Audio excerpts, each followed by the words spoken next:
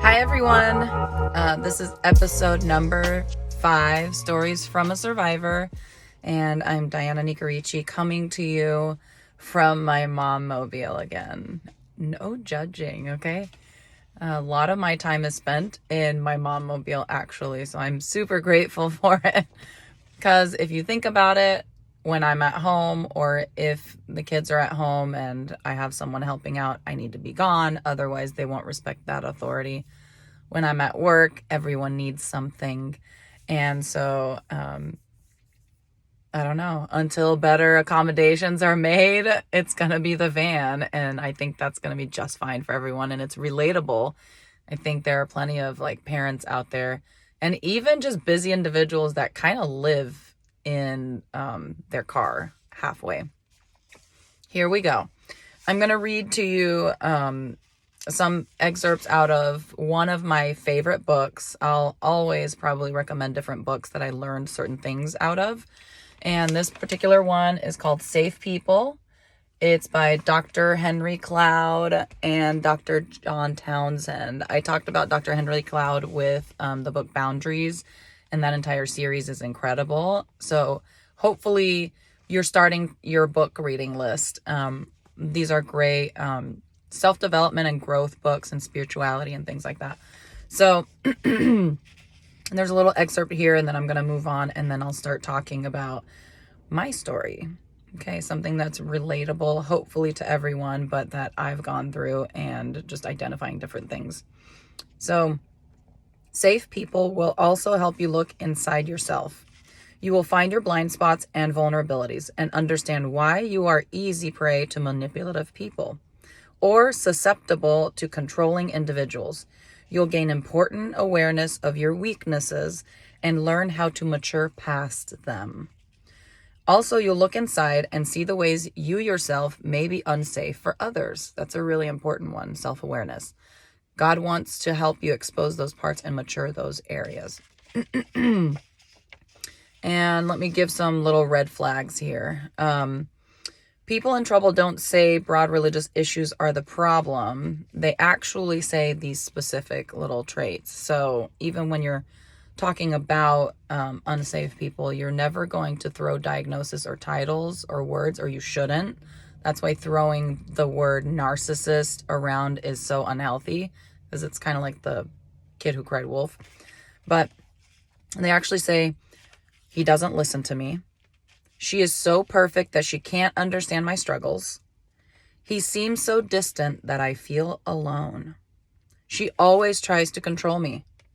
He makes promises but really doesn't follow through. He is condemning and judgmental.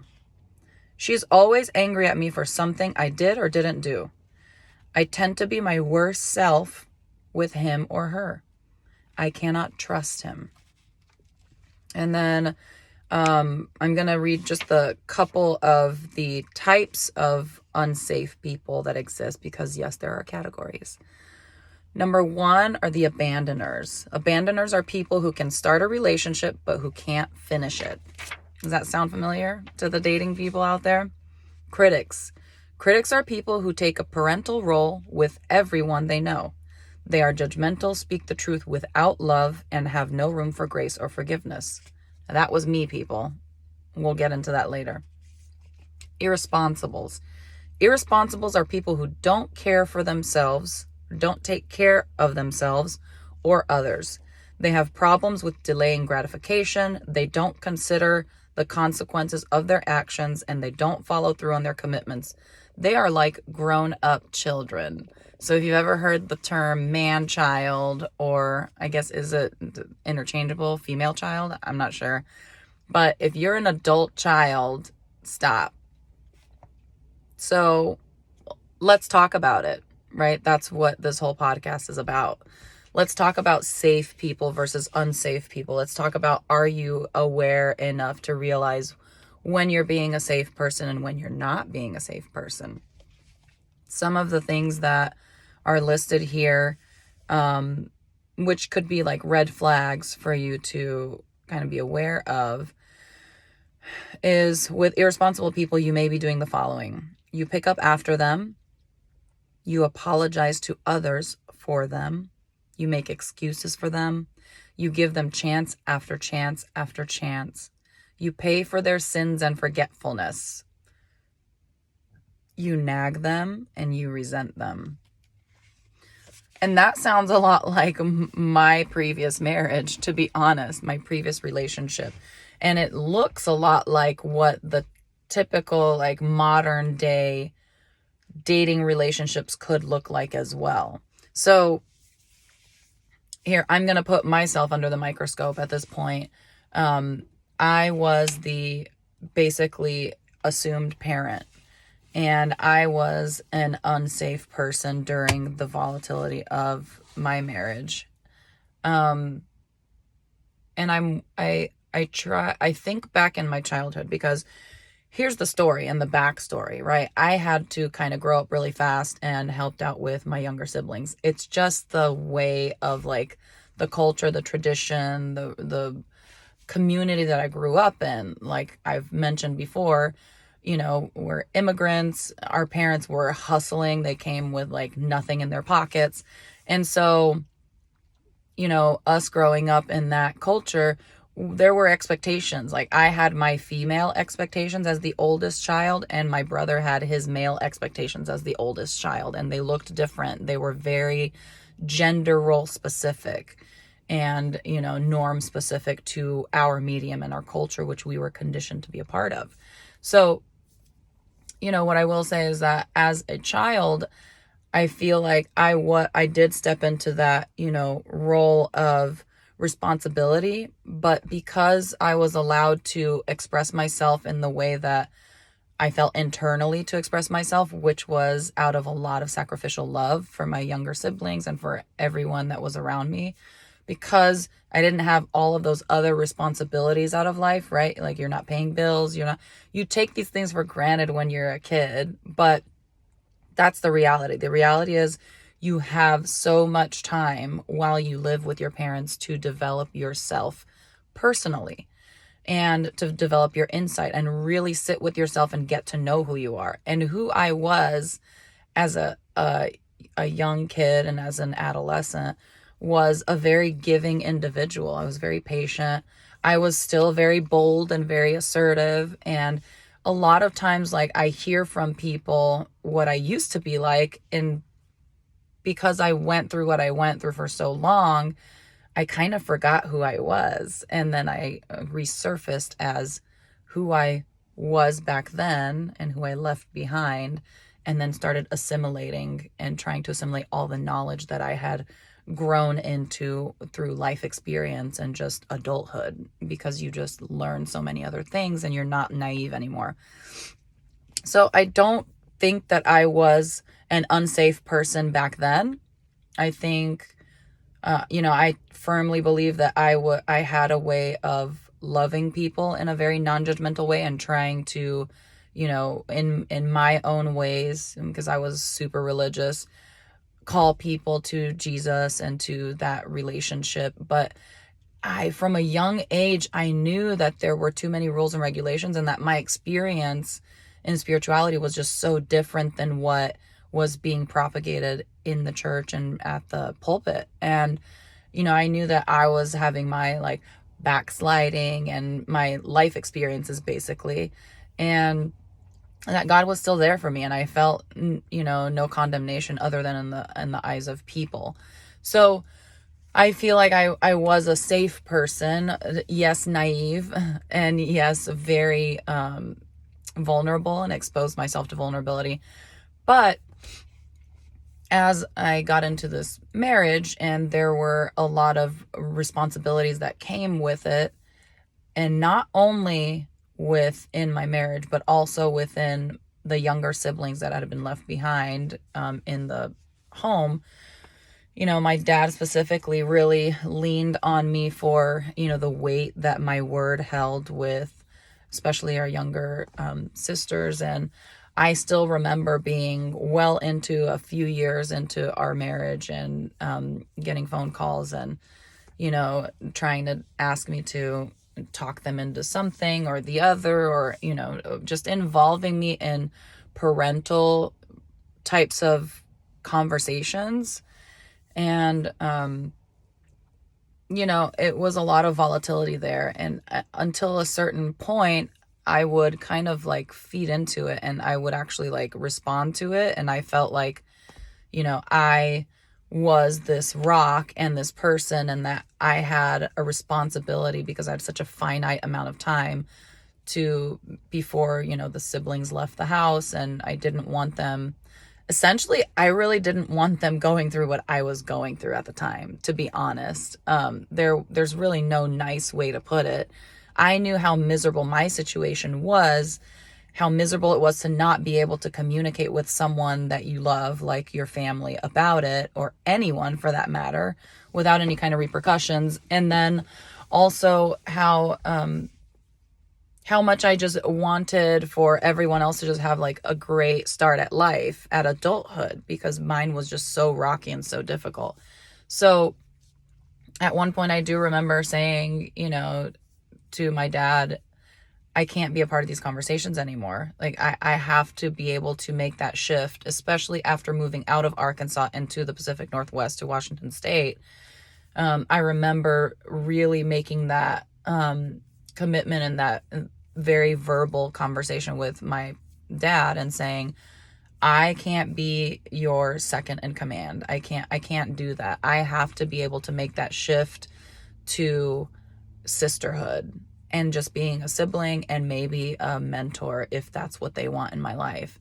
But that was a really hard transition because a lot of people out of our family of origin were just so used to calling me for problems and for problem solving and to, have conversation about drama, that, you still got sucked into that. And then one of our youngest sister moved in for a brief period to finish high school and do like the certain programs that are here and just get a restart on life.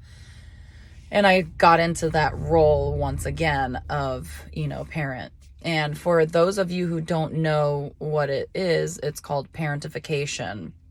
Whenever the parents are going through their difficulty and whatever their circumstances, whether it's war or divorce, traumatic divorce, or just economic hardship, things like that, that would have a parent, or it's just like covert abuse, right? Manipulation, control.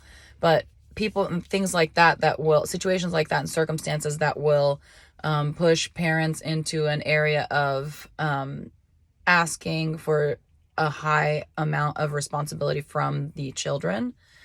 And whereas it's not our role as children, as old as you are, until you have your own family, you just won't understand the responsibility and the heavy weight that comes with your words and with like actually mentoring someone through life, like life decisions. They hold a really heavy weight, right? So, but as I was in that relationship, and because of all this combination of experiences, I was the critic. I was the unsafe critic.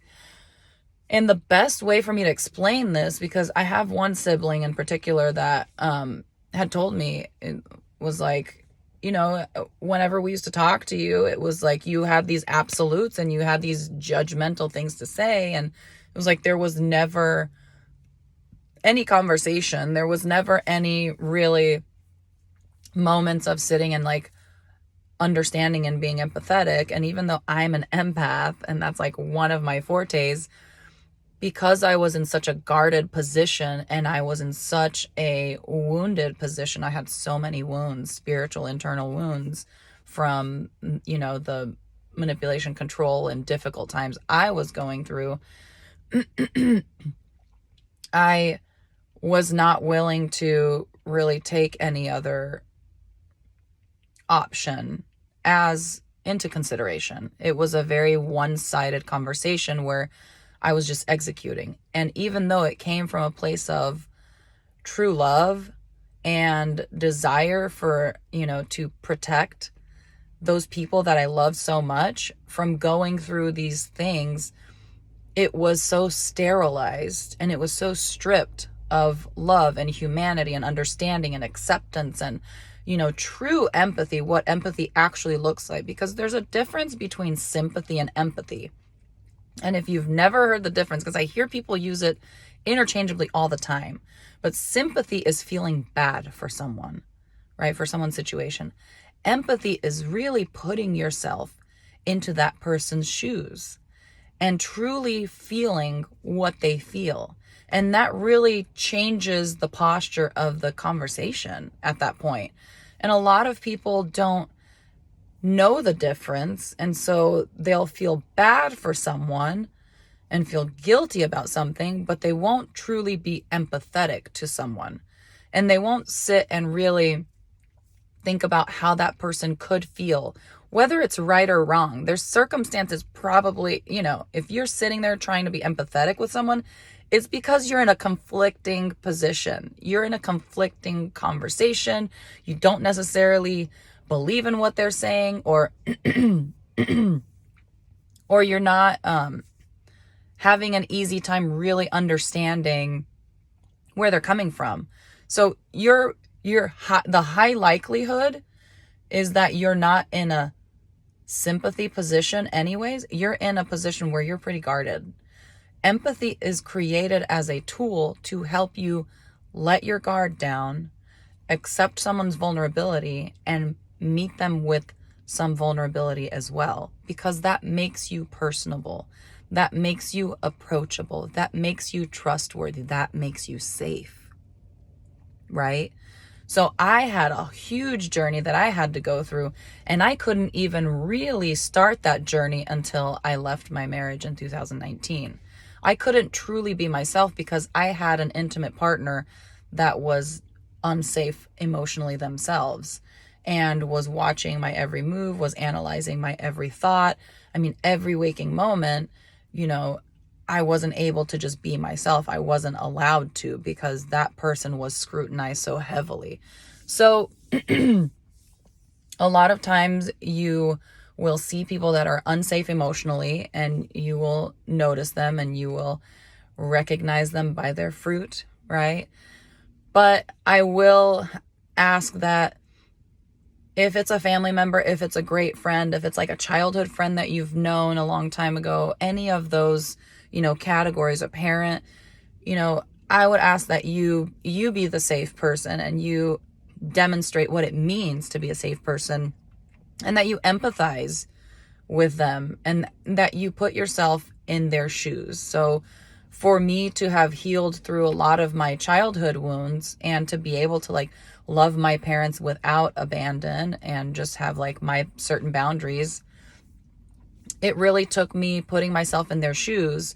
And, I kind of got a glimpse of that whenever we liquidated everything in 2018 and made a move to Romania. It was supposed to be a long-term move, but it wound up being a sabbatical, just because the relationship fell apart and I needed to come back to the States to finalize the divorce proceedings and everything.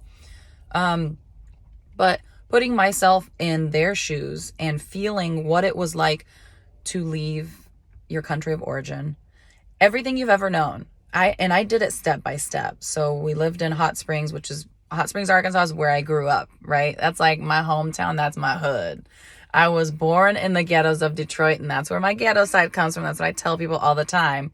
But I grew up in Arkansas. Our family went there. It was really just fertile ground for any kind of entrepreneurial anything. It was a great place to start and to kind of catapult economically and financially.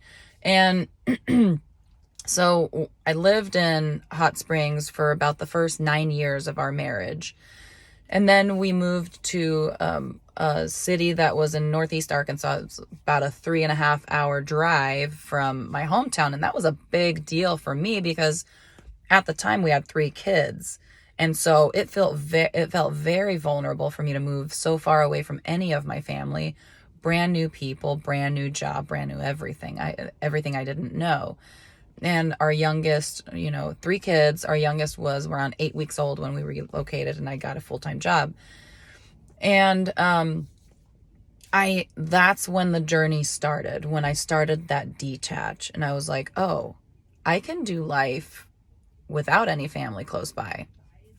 And then shortly after that, after my ex found a full-time job and finished his degree, we moved a little bit closer to family, but it was, the capital, and it was still like an hour drive away. So we were still essentially just tag teaming it. And coming from a relationship where there was a lot riding on my shoulders, and a lot of my family saw that and would step in a lot to just like help out with kids, especially when I was physically gone to work.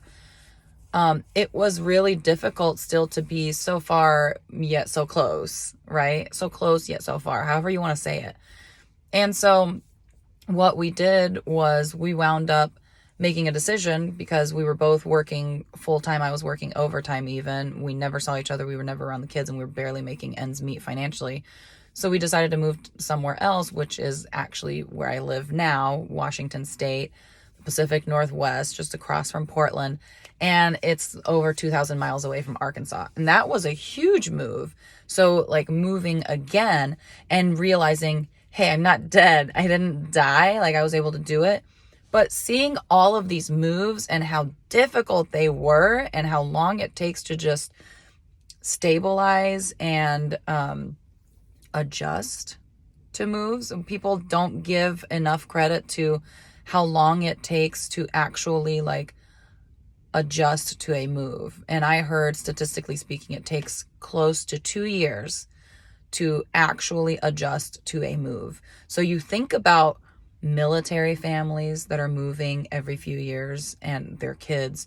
You think about, immigrants and what they leave behind. And I'm telling you, people, like, living in Europe, visiting Europe is different than living in Europe. Living in Europe is like living on a different planet.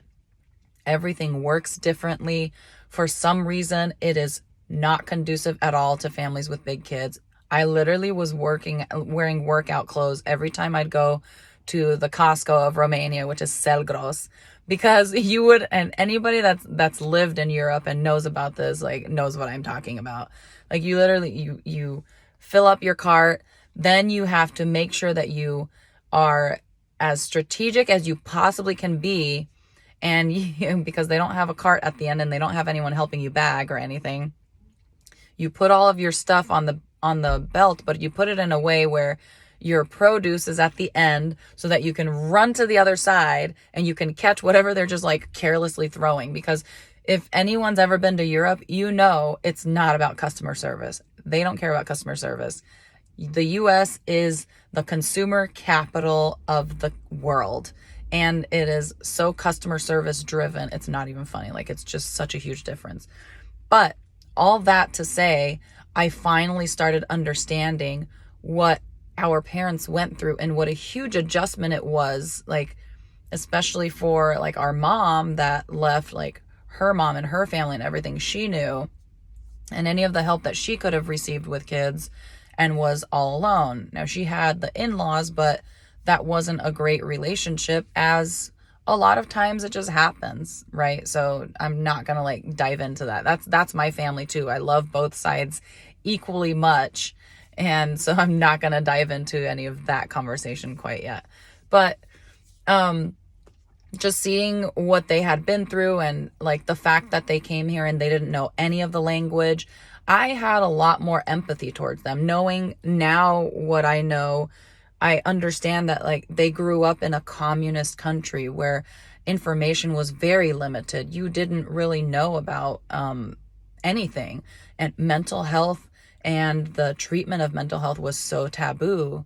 Like, anything that had to do with, balancing your body and balancing your mind and your chemicals and hormones and things like that was something so unexplored around there. And so they dealt, psychology, counseling, those are all taboo. That they were, and they kind of still are, even to this day. There's a reason people don't take their children to therapy. More on that in a little bit. But so I finally started understanding, hey, my parents did the best that they could do. As long as you felt genuine and authentic love from your parents, that they did their best. And so as an adult, I encourage you to have those conversations with your parents and heal those childhood wounds so that they don't continue to follow you through adulthood. Because I can almost 100% guarantee that unless your parents are an actual textbook narcissist or abusive, they have so much regret and remorse. And even if they are abusive or they were addicted to a substance or, things like that, they still have so much regret and remorse because as you age, you have this wisdom that accompanies with age. Like in Romanian, there's a saying, and it says, I'm going to try and translate it, but it says, I am bătrânit degeaba. And basically it says, you grew old for nothing. Like there was no reason. Basically, you didn't accumulate the knowledge in the years of life experience that you should have gotten. So why'd you even grow up? What was the point? So what I will say is that, I see so many older people and I talk to them and I have authentic conversations with them. And they've told me, I regret, like, I asked one gentleman, the cutest old man I think I've met in my life, just super sweet. And we were meeting about business and then we had just a personal conversation over some food. And I said, if there was one thing that you wish you could take back to your younger self and have like the knowledge, just like instantaneous, everything you learned now and take it back and apply it to your young adulthood, what would it be? And you know what his answer was? His answer was how to be in a relationship appropriately, which basically tells me he wishes he would have learned how to be a safe person, right? Because if you think about relationships failing and, he went through a divorce and kind of went through a phase of estrangement towards his kids. So if you think about that scenario, think about how much could have been prevented if he would have had the knowledge. This little book, this book is such a quick read. Like there's really no reason to not read it and to not really evaluate yourself. He even has a workbook that comes with it. You can order it on Amazon. It's on Audible, everything. And that's a book that I'm actually working through with my own kids. We started it when I first, we first moved out here and I knew that they were going to start having, visitation with their dad again. And their dad was very volatile emotionally back then. It was a very traumatic experience, I think, for him as well, because I don't think he really ever believed that I was going to leave. And so it was a shock. And so I wanted them, as the protective parent, it's a really hard pill to swallow when you know that, there have been some traumatic events in your children's lives and that you're no longer there to protect them essentially emotionally. And I know that there's authentic love there and everything. But I wanted them to feel really well prepared for their interactions. And, I'm thinking to myself, and maybe this will help someone else think about it, but there really is a lot of value in teaching your children about manipulation, control, safe versus unsafe people emotionally, and all of the red flags and green flags, because who better to practice these with than with a parent that loves them, right? Who better? I tell me a better person. And I'll tell you this, just because I've taught them this to be an effort of being their protective parent, it's actually protecting them against me and my unsafe moments too, because there are moments when we are burnt out as parents and we will lash out and we will yell or we will like brashly punish them in a way where they're just like, really? I just literally like sneezed too loud and now I'm grounded from, whatever, electronics for a week. That's kind of like excessive, mom. And I've had those conversations with my kids. And as a parent, I've apologized to my kids before. Because if they can't see you being human and owning your own mistakes and being self-aware, then where are they going to learn it from? Where are they going to learn to be accountable to their own actions and emotions? Where are they going to learn to be that safe person? That we all make mistakes, but to own your mistakes and to love someone enough to tell them, I made a mistake and I feel really badly about it. Will you forgive me? And then to watch that person change their behavior in order to be that safe person for them. Like, what's more beautiful than that, to be honest? Like, I don't think there's anything more beautiful than showing your children the authenticity and vulnerability that it means to be a real human, just approachable and real. That's a skill that they need to learn in life, and they need to be able to believe and trust in. And so, becoming a safe person really took me becoming a safe person with myself. I'm gonna talk so much about self-love and about self-rediscovery and healing and things like that, because that's the journey that I went through. When I finally decided I had to leave, I felt numb inside. I felt numb inside. I felt borderline dead inside. On the outside, I was alive. I was a person. I was operating. I was functioning at a very high level. I always have, always probably will. But on the inside, I felt numb. And that's how you know that you are betraying yourself so much that your spiritual being has to go numb and has to basically ignore you and has to just go through self-perseverance. Like it has to like preserve itself. It has to protect itself from you, from your mind. Because your mind, although it's the most powerful tool, and because it's the most powerful tool, it can also be the most powerful, the most destructive tool. Okay, so you have to make sure that you are feeding your mind the right words, the right thoughts, the right visualizations to inspire your entire being, including your spiritual being, that they're okay and that it's okay to be just authentically you, who you are. And so whenever I finally left and started dealing with all of my inner wounds with one of my spiritual mentors, I started realizing that I've lived almost an entire life of self-betrayal. And I had perfected that, where I just kind of like put myself to the wayside. I talked yesterday during my recording session about actually loving myself. And when I asked myself the question, like, would people love me as much if I treated them as I treated myself? So every time I made a decision to love others more than myself, I betrayed my inner self. Does that make sense? Every time you put yourself second out of a subconscious type of decision where it's not a conscious, I realize I'm sacrificing for this person, but it comes out of love, because that when you give, right? You've heard that saying, to give is many times better than to receive. So when you're giving from a place of abundance, that's a different story. I'm not saying that. I'm saying when you feel like you're wrongdoing yourself for the good of someone else and you don't truly believe in your mission, that's when you know you're betraying yourself. Or when you're in a conversation with a family member or with a friend or with anyone that makes you feel like you're quenching yourself and you're like, I see where they're coming from, but I don't agree with it.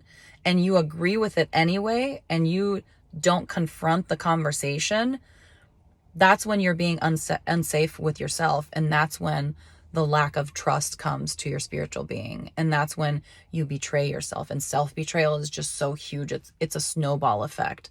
You do it once, you do it again, you do it again. And then it becomes this huge mountain that you need to climb and pick apart, because now you're in a position a few months, a few years later, where you no longer trust yourself. You second guess every single decision that you make.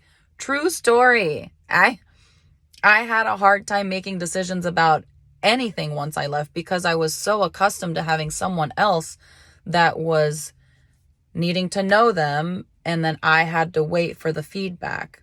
I was stripped of, as independent as I was, even during my marriage, I was stripped of so much of my independence. as a human. And so you need to preserve that so that you can trust yourself and trust that you will be a safe person for you. And then as you get to know what that safe person looks like for you, now you can be that safe person for others. So once I finally tore away from that relationship that was so toxic for my being and for our family in general, I was then able to shift the perspective and start becoming a safe person for others. But that was a journey, and I wasn't always understood during that journey. I was called very, very many times, selfish. I was called self-righteous. I was called many different names and described in many different ways. But what I knew, because I was in such an extreme mode of healing, was that I can't listen to them. I need to listen to myself first. And with time, I learned how to interact. And, there were moments when I had to literally really iterate my boundaries in some relationships and either block people out of my life for a specific amount of time while I worked on myself emotionally and kind of reset the relationship. Confronted with conversations, like really uncomfortable conversations, even with people that I did trust and loved, but I didn't agree with their narrative and their line that they drew within our relationship. And so I had to articulate myself and say, no, this isn't the way it's going to go. I felt like this when you this, and therefore I will be doing this. If you can't accept it, then I respect the fact that you can't accept it, but that's the way I'm going to do life. And we're not going to do life in that category together because it seems like you can't understand that. And I've had many of conversations like that with one of my dearest friends, and, we get along so well. We're like sisters, but there were moments when we had difficult conversations, and, she would say something about a situation, and then I would have to really get uncomfortable and confront the conversation and say, this is how I feel about it. I can't betray myself by doing what you ask just because you say so, because in my mind, this is what it logically looks like. And we came to agreements and to consensus. We talked our way through. That's what healthy communication looks like. That's what a safe person looks like. A safe person will always tell you up front, in person, not in person, but over the phone or whatever, during communication, will tell you, this is how I feel, and this is how this makes me feel, and can you be this person for me? And will give you the opportunity to show up for them. And at that point, the tables have turned, the ball's in your court, however you want to say it. But at this point, you have a decision that you can make, and there's one of two that is going to happen. Either you're going to choose to be a fellow safe person and to acknowledge their feelings and to show them your respect for them and to really show up for them, or you're going to be an unsafe person and challenge their own boundaries, which I'm going to tell you right now, if they're confronting you with it, it's because they're trying not to betray themselves. And if you are claiming to be a safe person, but you are essentially forcing them to betray themselves, you're not being safe. You're asking them to slowly kill their inner being, their spiritual being. Don't do it. Don't do it. They need you to be safe. They need you to be able to just accept them. Because at the end of the day, one of the largest epiphanies I did have, amongst my many, many epiphanies that I will talk to you about over this podcast, was the fact that, free will is free will. You can, even in a religious sector, and I know I'm going to get probably a lot of flack from this statement, but if you're a parent, or if you've even had parents and you've had this experience where you've healed the past relationship and now you're an adult and they love you, as a parent, I feel like that's what makes the relationship with God so beautiful, that sonship, daughtership, right? Because at the end of the day, God doesn't force anyone to be anything. He just won't. I made that mistake. I prayed, I fasted. I thought if I follow all the rules 1000%, that there was magically going to be this change that happened in our relationship and in our marriage. Not true. The person has to make that decision themselves. It's out of their own free will. That's how we're created. And so what would happen was, you know, I I thought that, we have control over will. And so when I was an unsafe person, the critic category, because I have categorized myself, my old self, I'm not that person anymore. But when I was doing that, the problem was that I didn't have a safe place to be myself either. I was stripped of a lot of decisions that would come out of my own free will. And so I had to have such a strong will every time was a fight to get my way, what I believed in, right? Trying to be safe for myself a lot of times essentially meant argument and fighting and confrontation and heavy articulation and hours of conversation. So make sure that you are aware and that when you are engaging in a conflicting conversation with someone, that first of all, you are safe to yourself. If it's not a safe conversation for you, leave it. You're perfectly entitled to leave a conversation. You have control over your life and what kind of information floods your life. So be able to leave the conversation, first of all, if you need to. Be true to yourself. And then make the decision to be compassionate enough to be a safe person for that other person. Because they may have all of the perfectly good intentions, but not have the tools and not be safe for themselves. And if you can detach yourself from the narrative and not make it personal, how much better will the conversation go when you can just empathize and say, I see where you're at and I see where you're going. On the same token, because I was that person in the marriage that was always, trying to empathize and see it from their shoes. I'm an empath, remember? You need to make sure that you are watching their patterns, that you are with them and dating or married to or friends with their patterns, their behavioral patterns, because that is who they truly are, not what they say. There are a lot of people that are super educated because they listen to podcasts all the time, they read books, they watch the news, and they seem so educated, right? And they are. That's information. Education is information. But are they safe? Are they emotionally intelligent? Emotional intelligence is not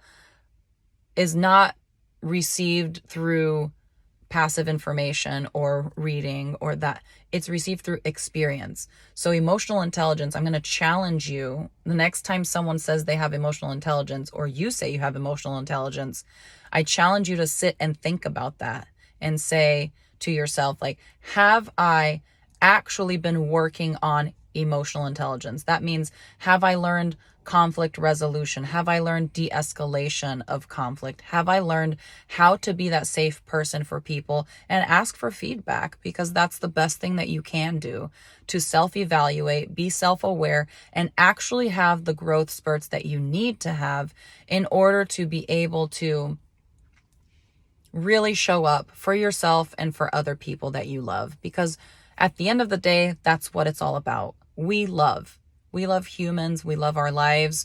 We love so many things in life. And love is something so infinite and beautiful. And it's not worth living a life void of love, right? So I hope that this message comes strongly and clearly. I really felt it on my heart to talk about it. And so, here I go. And now I want to thank you for being here for this really hard conversation. This is not an easy one, and this is going to maybe prune a lot of your relationships in life. It's going to rattle some cages, shake some trees, and some dead leaves are probably going to fall. But at the end of the day, make sure that you understand that pruning will also bring forth better fruit in the next season of your life. So don't be afraid to prune relationships. Don't be afraid to snip not necessarily cut them out of your life, but cut the amount of time that you spend with them, and maybe allocate more time for yourself, for you to get to know yourself, for you to read these books, for you to actually understand where you're coming from, okay? And where your wounds come from, and heal those. That'll make you the best version of yourself that you could possibly be. All right? Okay, until next time.